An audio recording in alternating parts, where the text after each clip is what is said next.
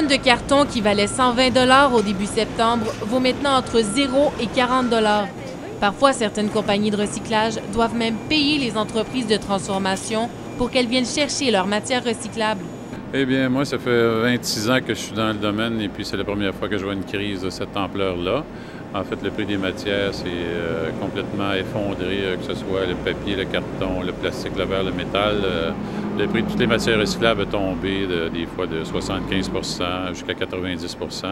C'est assez incroyable. Donc, c'est une crise importante, majeure dans notre industrie. Les centres de tri continuent donc de recevoir ce que nous recyclons, mais ne réussissent pas à vendre les matières. S'ils y arrivent, c'est à des prix extrêmement bas. Certains louent des entrepôts pour attendre que la valeur du papier et du carton augmente avant de les vendre. Enfouir les matières recyclables dans des dépotoirs est même une option envisagée par plusieurs. Ils n'auraient pas à louer un entrepôt et à s'endetter en ne sachant pas quand le marché reviendra à la normale. Mais d'après ce Gatinois, même si recycler nous coûtait de l'argent, ça en vaudrait tout de même la peine. Si on sauve en recyclage, ce qu'on peut garder présentement comparé à un enfouissement, c'est préférable de recycler que d'enfouir.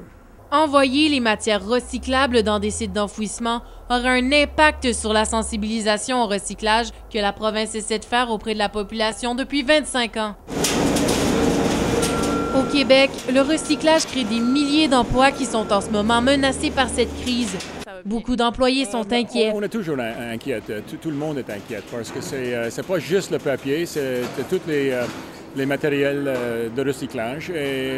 Mais nous autres, la grande plupart, c'est le papier et certainement c'est un problème. Un peu inquiet, mais ça va y aller, j'espère. D'autres, par contre, gardent espoir.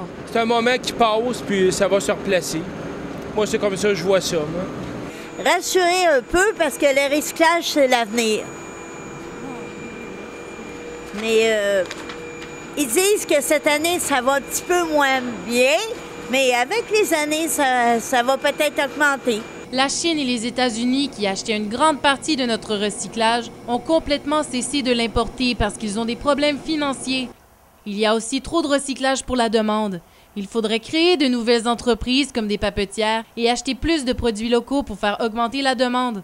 Il faudrait aussi moins consommer pour réduire notre production de matières résiduelles.